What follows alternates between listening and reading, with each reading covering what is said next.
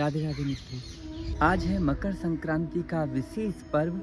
और मकर संक्रांति को सूर्यदेव धनु राशि से मकर राशि में प्रवेश होते हैं। एक ऐसा समय जब शीतकाल कम होने लगता है। विज्ञान की भाषा में अगर मैं कहूँ तो कर्क रेखा से सूर्यदेव ऊपर आने लगते हैं। आज से देवताओं का जागृति काल शुरू हो जाता है।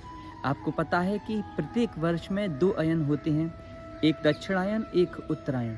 तो आज से सूर्यदेव उत्तरायण हो जाते हैं और पृथ्वी के उत्तरी गोलार्ध की तरफ उनका प्रभाव थोड़ा ज़्यादा बढ़ जाता है।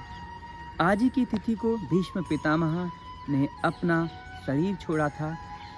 आज के दिन का इतना महत्व है कि भीष्म पितामह जिनको 8 दिन पहले बाण लगे थे और बाणों की सैया पर लगातार वो अथाह कष्ट झेल रहे थे, वो आज ही के दिन यानी मकर संक्रांति का ही इंतजार कर रहे थे।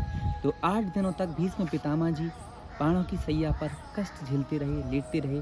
और उन 8 दिनों में भगवान श्री कृष्ण जी प्रतिदिन उनके पास आते पांडवों के साथ और भीष्म पितामह से उपदेश करवाते थे, ताकि उनके पास जो धर्म का, ज्ञान का अथाह सागर था वो पांडवों के, अर्जुन के काम में आ जाए।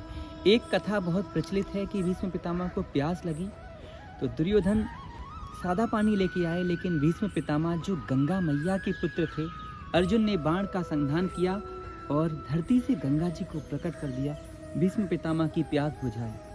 इसीलिए ये कहा जाता है कि पुत्रों को भी, घर के छोटे बच्चों को भी इतना समर्थ होना चाहिए, संस्कारवान होना चाहिए, ताकि बड़े उनके जो कहें वो उसको उन्हें दे सकें, ऐसी सेवा भी प्रदान कर सकें।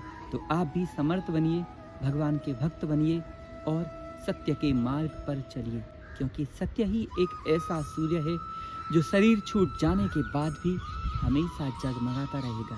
आज की तिथि का इतना विशेष महत्व आप सबको भी पता होना चाहिए।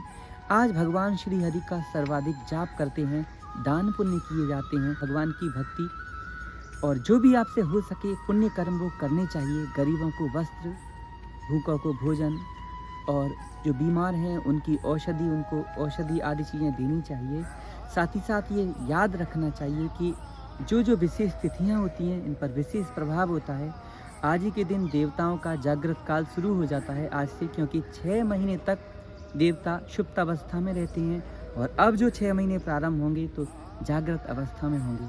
आशा है आप भी आज के दिन आनंद करेंगे, प्रभु की चर्चा करेंगे। श्रवणम कीर्तनम विष्णु स्मरणम पाद सेवनम अर्चनम वंदनम दास्यम सख्य आत्मनिवेदनम। भगवान की सर्वप्रथम भक्ति है श्रवण भक्ति, उनकी कथा सुनना और खुद को सुनाना। इसीलिए गीता जी का 1 अध्याय का पाठ आज आप अवश्य करना और जो भी आपसे हो सके ओम नमो भगवते वासुदेवाय या ओम नमो भगवते नारायणाय इस महामंत्र का जाप करना।